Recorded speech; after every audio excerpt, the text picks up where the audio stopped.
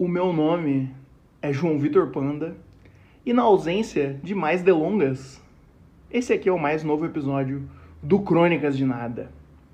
Essa aqui também é a história do dia que um recém-nascido foi a um funeral.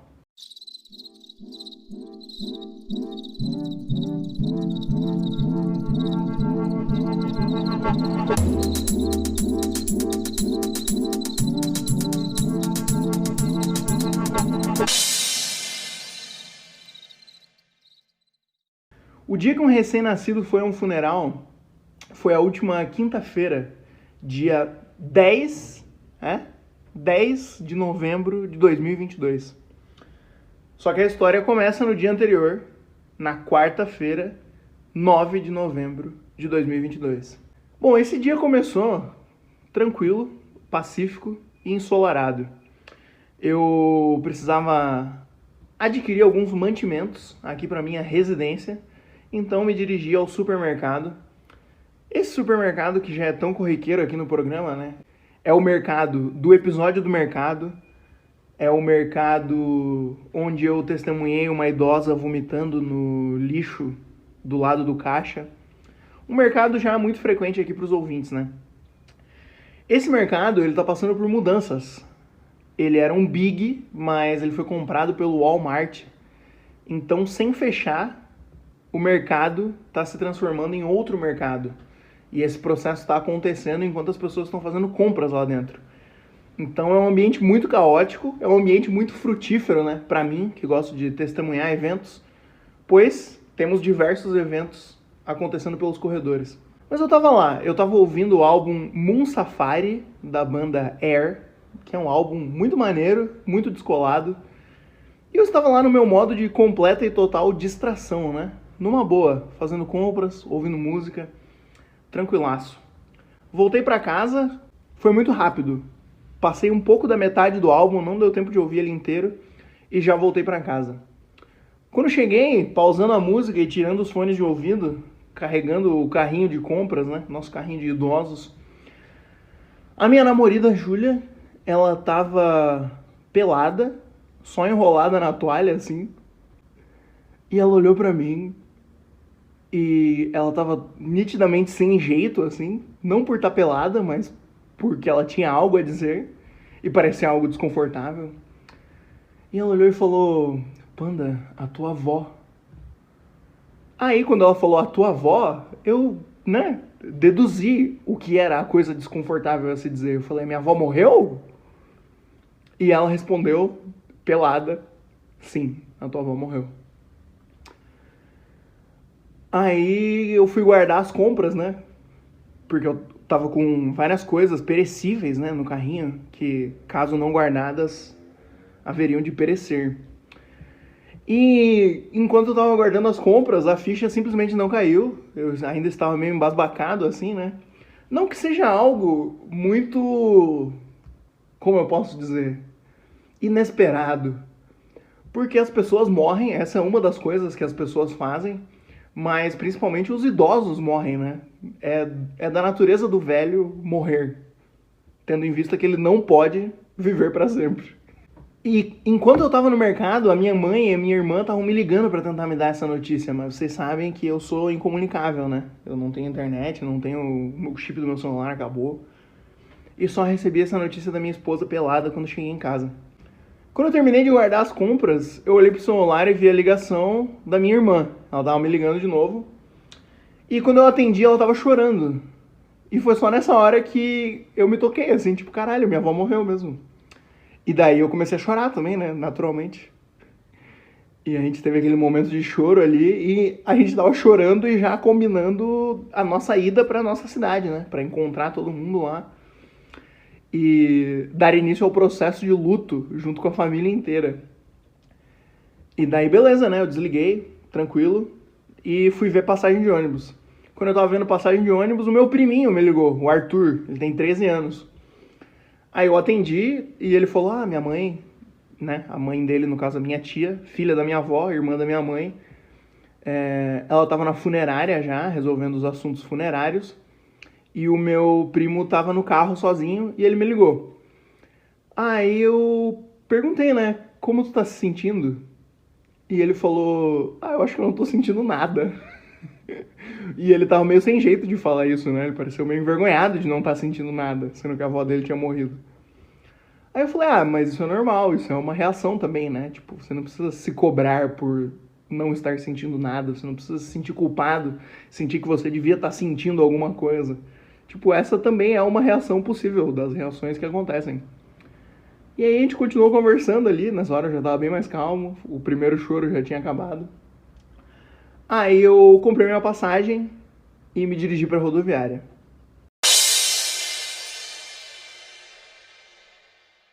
Bom, no último episódio, a Odisseia Eleitoral, eu zombei aqui, né, e dei uma xingadinha no pessoal que tava bloqueando as estradas, protestando contra o resultado das eleições. Mas eu queria tirar um momento desse episódio aqui para agradecer a todos esses golpistas aí, né, que estavam fazendo esses protestos, porque graças a eles eu pude ver a minha avó viva pela última vez. Eu, né, fui para São Chico só para votar, tem um episódio inteiro sobre isso. E a minha intenção era voltar no dia seguinte no primeiro ônibus já, porque foi muito rápido, bate e volta. Então eu nem iria lá visitar minha avó, né? Porque não era essa a intenção da minha ida para a cidade. Mas como eu fiquei vários dias preso na cidade, sem conseguir sair, por causa dos bloqueios das estradas, eu aproveitei e fui lá visitar minha avó, né? Porque é isso que se faz. Tem que ser um bom netinho. E eu fui lá ver ela, e esses últimos meses da minha avó foram bem complicados. Ela já não estava muito bem. No dia 26 de novembro desse mês agora, que no caso ainda não chegou, ela faria 83 anos. E aos seus 82 anos de saúde, ela estava vivendo sua pior fase, assim. Ela já estava bem menos lúcida, que inclusive essa era uma das principais características dela, o quão lúcida ela era durante toda a velhice. Ela podia ter qualquer outro problema no corpo, assim, ela tinha problema na perna e tudo mais, joelho, coluna, mas a cabeça dela era sempre ótima e, né, inclusive por isso era uma idosa difícil de cuidar, porque sabe como é velho, né, teimoso. Só que nesses últimos meses ela tava definhando um pouco, assim, mentalmente e fisicamente também. Então, né, é aquele clichê famoso e tudo mais. Quando um velho morre, é isso que as pessoas falam, mas ela descansou no fim das contas. Mas antes dela descansar, eu estava lá no quarto dela e eu me lembrei do filme Beleza Americana, onde no monólogo do final, quando o personagem morre e ele tá falando sobre o oceano de tempo que fica passando na frente dele no momento que ele morre, e se estendendo, ele vai mencionando várias coisas memoráveis da vida dele e uma delas é as mãos da avó dele. E ele fala que a pele parecia papel. E eu lembrei dessa fala e eu olhei pra mão da minha avó e a pele dela parecia papel mesmo. E eu gravei um videozinho, assim, deu passando o dedo pela mão dela, enrugadinha, assim, e a pele bem frágil, assim. E a gente viveu aquele momento juntos ali. E foi bem legal. Ela teve picos de lucidez enquanto eu tava lá, e ela tava perguntando da faculdade, do trabalho, da Júlia e tudo mais. E foi muito bonito, foi muito bom que nós pudemos compartilhar esse último momento. E a minha irmã mora em São Paulo. E naquele dia, ela sabendo que eu ia lá visitar a avó, ela me pediu pra eu fazer uma videochamada, né? Pra ela também poder conversar com a avó, já que eu já tava lá, né? Já faz uma videochamada e já todo mundo conversa. E eu não fiz. Um parênteses aqui, um dos melhores finais de semana da nossa juventude, e é um final de semana que sempre que a gente se junta e lembra de algum aspecto desse final de semana, a gente fica muito nostálgico, porque foi realmente muito legal.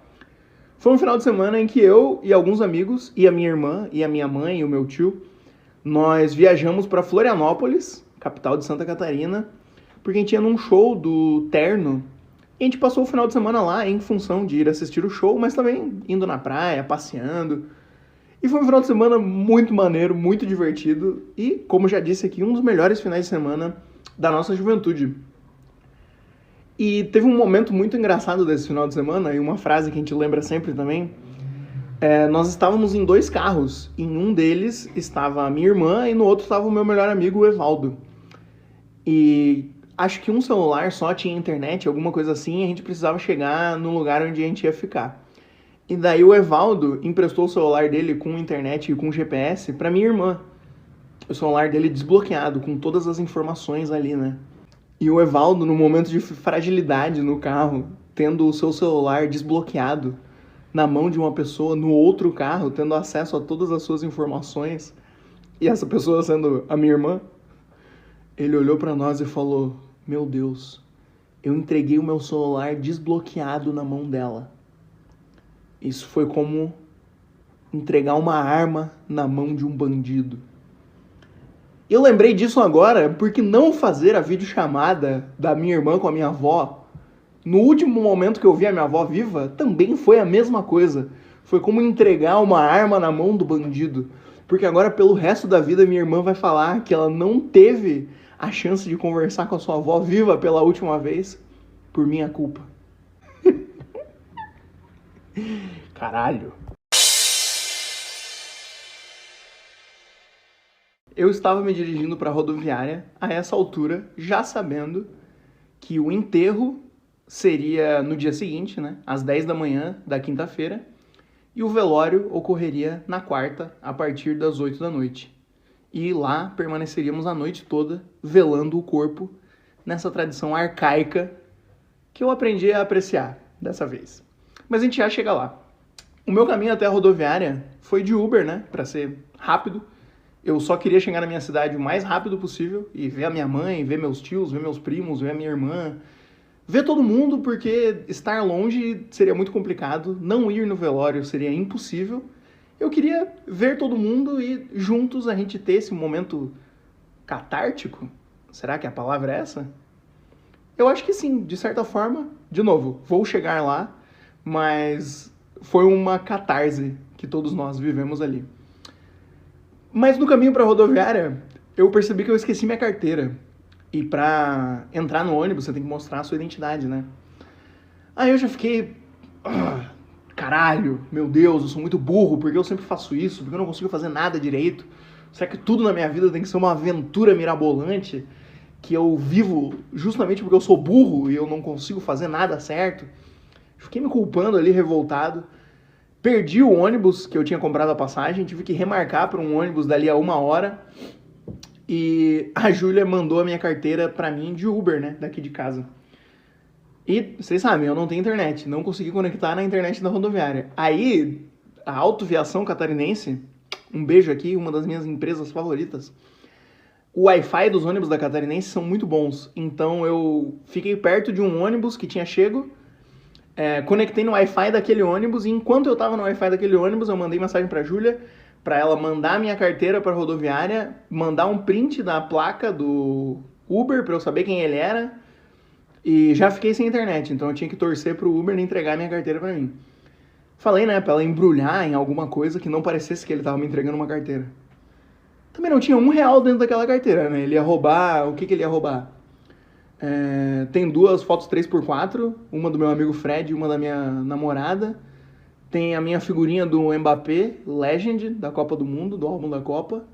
Minha identidade, meu título de eleitor, meu cartão da Biblioteca de São Francisco do Sul. Enfim, a coisa de mais valor na minha carteira seria a figurinha do Mbappé mesmo, acho. Aí o Uber me achou, me entregou, deu tudo certo, beleza. Eu só fiquei sabendo disso depois, mas mais ou menos simultaneamente, mais ou menos no mesmo tempo que eu tava vivendo essa microaventura na rodoviária, a minha mãe e a minha tia estavam lá, né, com o cadáver da minha avó, no caso, vivendo uma coisa muito peculiar também. Amanhã que a minha avó morreu, a minha mãe estava lá cuidando dela, né? Minha avó, nesses últimos meses, estava morando na casa da minha tia, que estava responsável por cuidar dela. E na última semana de vida da minha avó, a minha mãe também estava lá, na casa, ajudando a cuidar, né?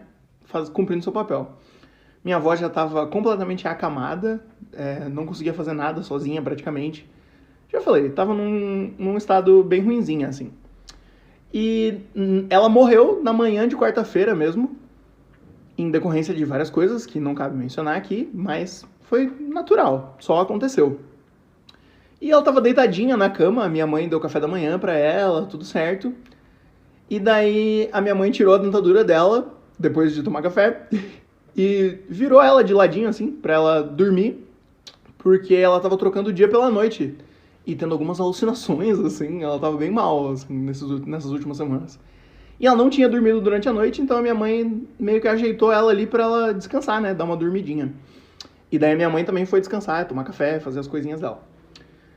A minha mãe notou que a minha avó tava muito quieta por muito tempo e estranhou, né? Pensou, caramba, que soninho profundo que conseguiu engatar aí depois da noite inteira enchendo o saco, hein?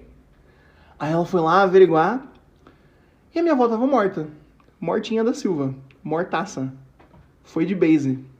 Uhum. Aí, beleza, né? A minha mãe viu ali o pulso, falou, caramba, será que morreu mesmo?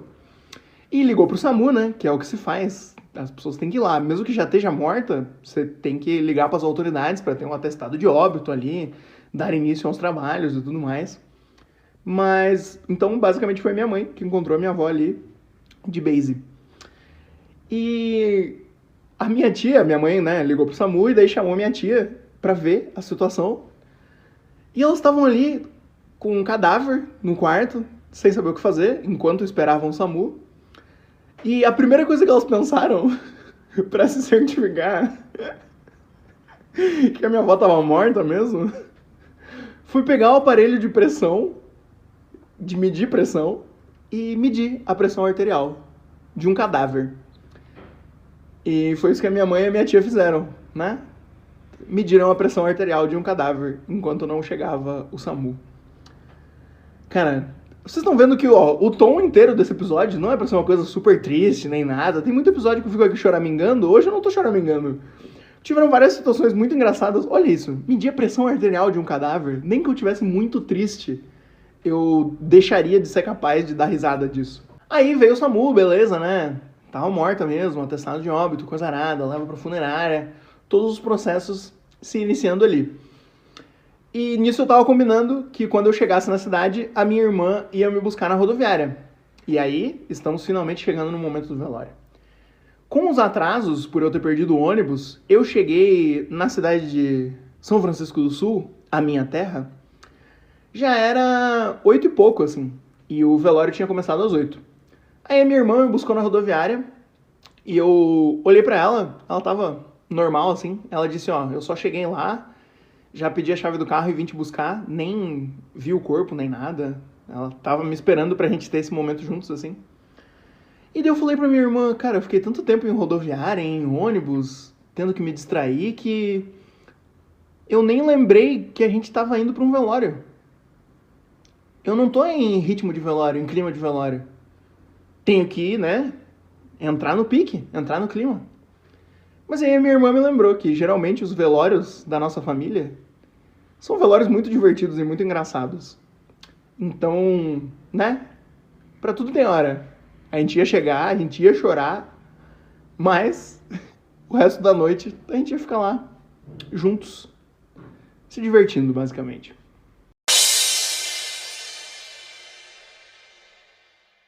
Enquanto eu tava indo pro velório, no Wi-Fi do ônibus, eu postei no Instagram uma foto da minha avó com trechos de um texto que eu tinha escrito sobre ela uns anos atrás.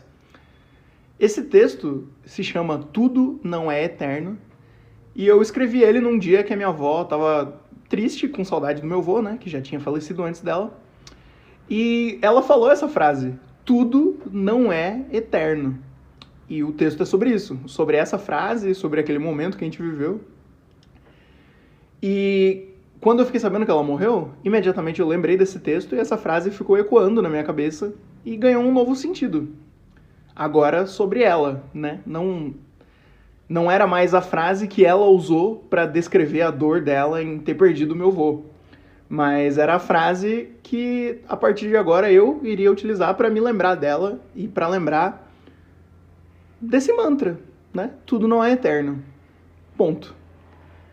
Aí eu postei lá, né? Porque eu queria postar esse texto com essa foto e tudo mais. E na confusão de sentimentos daquele dia ultra esquisito que eu tava vivendo, eu fiquei pensando, caralho, minha avó morreu e eu tô fazendo post no Instagram aqui. Nada a ver. Mas aí, numa demonstração vulgar de inteligência emocional, eu percebi que eu simplesmente não precisava e não deveria me culpar por essas coisas. Nem por ter feito um post sobre isso, nem por não ter feito uma chamada de vídeo com a minha irmã, no que seria a última oportunidade dela de conversar com a minha avó viva, nem por estar gravando esse episódio agora, né? Não faz nem uma semana que a minha avó morreu. Porque o texto e a gravação do episódio são formas de eu lidar com o ocorrido também, de eu processar o que aconteceu e de homenagear a minha avó. Então eu sei que daqui a uns anos eu vou ouvir esse episódio de novo, eu vou ler aquele texto de novo, e eu vou ficar feliz de ter essas formas de lembrar da minha avó e lembrar de como eu estava me sentindo com o ocorrido. Eu acho uma forma muito interessante de processar minhas próprias emoções. E não posso me culpar por não ter feito a última chamada de vídeo com a minha irmã e a minha avó, porque não foi de propósito, né? Eu não queria privar a minha irmã desse último contato. Eu só esqueci mesmo. E tá tudo bem. Mesmo que eu me sentisse culpado por isso, a culpa é um sentimento infrutífero. Nada surge da culpa. Só mais culpa. Então foda-se a culpa, né? Bola pra frente. O velório foi muito divertido. Claro, eu chorei bastante. Teve esse momento. Mas no fim das contas não foi uma tragédia. Era uma pessoa idosa que não estava na melhor condição de saúde e eventualmente faleceu em decorrência de vários problemas. Acontece. Mas foi um velório muito engraçado, da forma que sempre é. O velório do meu avô, quando ele morreu, foi muito divertido. Da minha tia, quando ela morreu, foi muito divertido. E eu acho que essa é uma forma da minha família lidar com essas situações. A gente tá ali juntos, brincando, se divertindo, todo mundo chora, né? Mas rapidamente a gente, sei lá, pra se distrair ou simplesmente pra deixar agradável a nossa convivência ali juntos, começa a brincar e fazer piada. O meu tio Ney olhou pra minha tia Eliana, né? Ela veio lá de Indaial pro velório. E ele olhou pra ela e falou: "Ih, Eliana, esqueceu a bunda em Indaial? Tá sem bunda." Muito besta, muito idiota. A gente ficou a noite inteira fazendo piadas desse gênero, dessa natureza. Até o tio mais sério, o tio Elias, que torce pro São Paulo, né? Time carrancudo, tava lá, se divertindo com a gente. Ele que é filho, a mãe dele morreu. Mas ele também estava processando os sentimentos dele dessa forma. De uma forma leve. E conversando com meu amigo Deré, anteontem, ele veio aqui carregar umas cadeiras, umas coisas assim. O cara vai fazer alguma obra de arte, eu fui ajudar ele.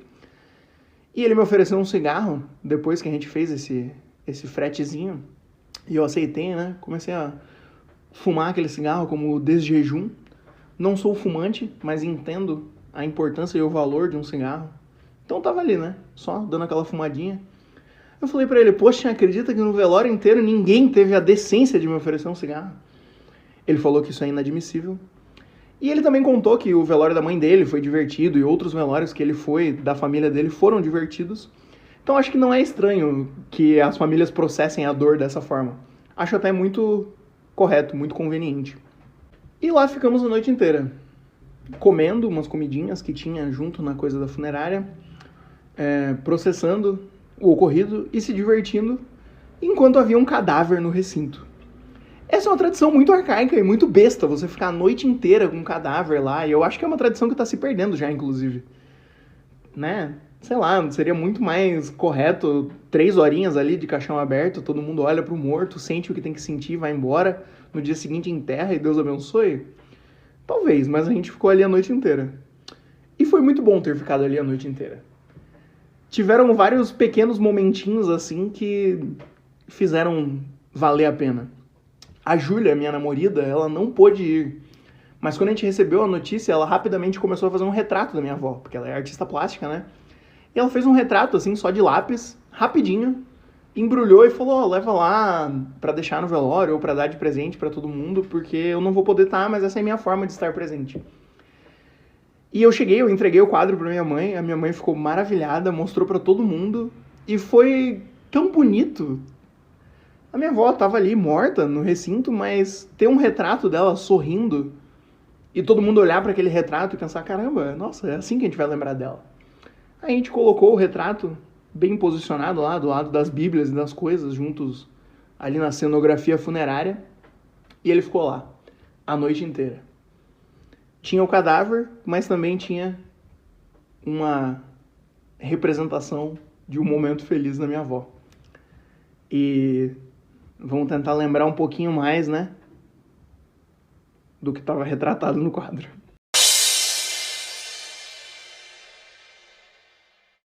A hora de fechar o caixão e a hora de fechar de vez o túmulo ali são as duas últimas oportunidades para dar aquela chorada intensa, aquela chorada bem chorada, aquele choro doído, aquele choro forte. Depois tu pode chorar em casa, lembrando e tudo mais. Mas se tu quiser ter a real experiência do luto, os últimos momentos são esses. A hora de fechar o caixão e a hora de jogar cimento no túmulo. Tiveram esses momentos, demos a última choradinha ali e tudo mais. E teve a hora de carregar o caixão. Eu já estava meio ali perto, então prontamente peguei uma das alças do caixão e carregamos o caixão eu, o meu tio Ney, o meu tio Elias, o meu tio Heron, o meu primo Paulo e o meu primo Leonardo. Então, carregando o caixão ali, foram um total de 3 netos, 2 genros e 1 filho. Tá bom, né? Tá bom. Acho que minha avó ficaria feliz, né, com as escolhas de pessoas para carregar o caixão. Foi bom. E carregamos e levamos para dentro do carro funerário que ia subir a imensa ladeira do cemitério de São Francisco do Sul pra gente enterrar minha avó. Aí, mais ou menos nessa hora, chegou um recém-nascido no funeral.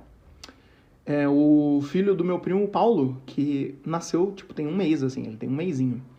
E a esposa dele não ficou à noite no funeral, porque ela estava com a criança. E o meu primo, que é o neto, né, no caso, então ele teve a prioridade ali, né, pra viver o luto no funeral. E, mais uma vez, foi uma imagem fantástica, assim, esse contraste de ter no mesmo ambiente um recém-nascido e um cadáver foi muito poderoso, assim, mas, novamente, de um jeito bonito, eu juro.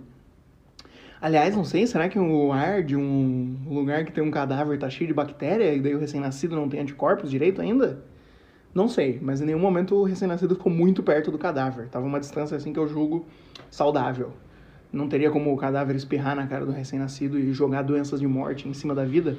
Isso não poderia acontecer. A distância era, né, grande o suficiente para impedir qualquer tipo de contágio. Acredito eu, né?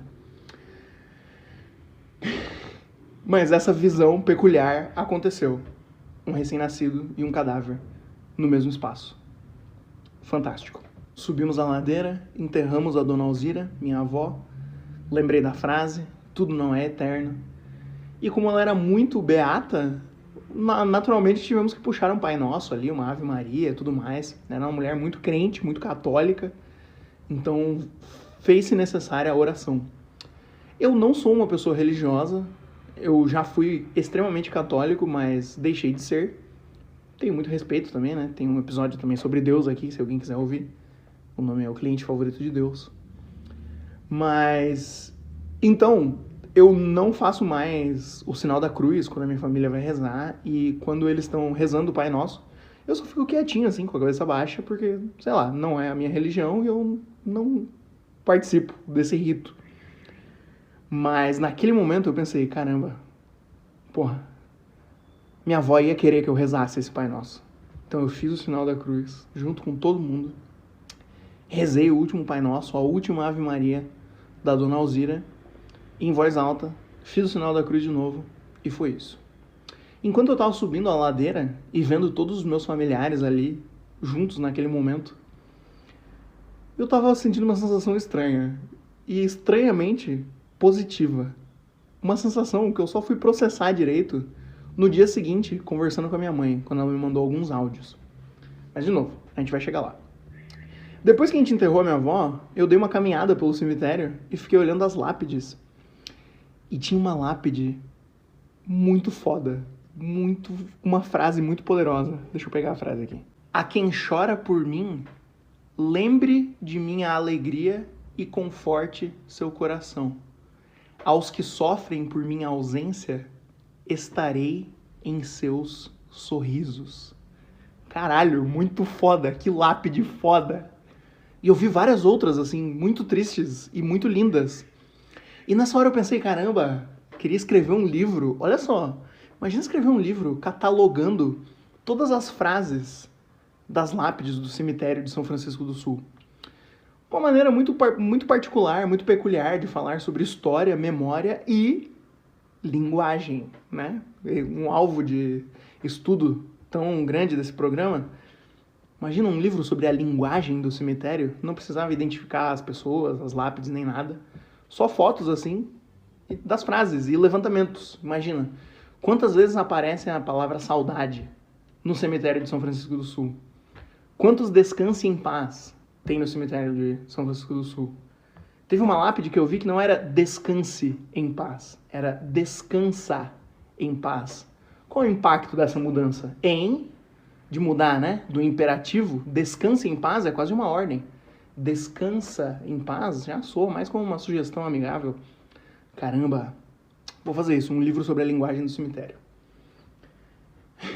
Mas a emoção que eu só processei no dia seguinte, e eu só entendi quando a minha mãe me mandou um áudio, e era uma sensação muito positiva que eu estava sentindo naquele enterro, e que eu senti quando eu vi a minha família toda junta subindo a ladeira do cemitério. Mas a minha mãe me mandou um áudio e ela disse que ela sentiu uma sensação de união familiar. E quando ela falou isso, eu entendi que eu também me senti dessa forma. E há muito tempo eu não me sentia dessa forma. Porque a nossa família, ao longo dos anos, parece que desde a morte do meu avô, a gente foi ficando cada vez mais desunido e encontrando cada vez mais brechas pra gente ficar desunido. Seja, sei lá, brigas por política ou, sei lá, tal primo não gosta de tal tio. Fazem muitos natais que a gente não tem um grande Natal com a família toda junta. Justamente por causa dessas pequenas picuinhas. Mas nenhuma delas estava em voga, nem durante o velório e nem durante o enterro. Tava simplesmente todo mundo junto, se abraçando, rindo, chorando, processando aquela situação juntos. Absolutamente juntos. De uma maneira que a gente não esteve por muito tempo. Mas estávamos juntos. Todo mundo, o tio que eu dei ao primo, quem brigou por política na semana passada, tudo, tava todo mundo junto. E isso foi muito bonito. E quando a minha mãe me mandou esse áudio dizendo que esse era o legado da minha avó, porra, eu fiquei com vontade de fazer um grande Natal esse ano, com toda a família, né? Pra que daí sim a gente possa brigar porque o Lula ganhou do Bolsonaro e tudo mais, lembrar de todas as picuinhas, discutir, berrar, beber, gritar, rir, chorar, se precisar. Mas estarmos juntos. Seria muito bom. Tomara que esse seja o legado da Dona Alzira.